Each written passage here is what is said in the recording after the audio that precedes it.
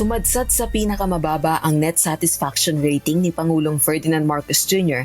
ayon sa first quarter 2026 social weather report. Mula -3 noong November 2025, bumaba pa ito sa -15 noong March 2026. Ayon sa ilang miyembro ng House Minority Bloc, hindi na ito kagulat-gulat dahil sa mga suliranin ng bansa at kontrobersyang kinakaharap ng Administrasyong Marcos Jr.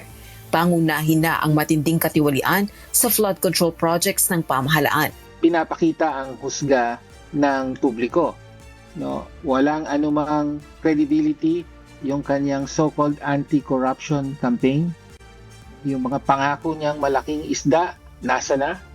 At more than that, alam ng publiko na siya mismo ang sangkot, kaya hindi rin niya talaga maadinan yung mga kasabwat niya dito sa pagpapatupad ng massive flood control corruption.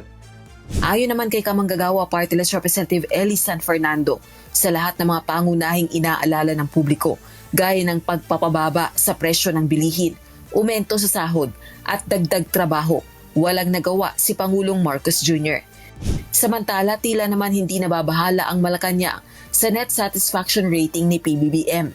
Ayon pa kay Palace Press Officer Undersecretary Claire Castro, makatutulong ang mga numero upang lalo pang pag-ibayuhin ang trabaho ng gobyerno. Tumaas, bumaba, patuloy ang Pangulo sa pagtatrabaho at pagbibigay ng good governance. Rosa Licoz, humahataw sa balita ngayon.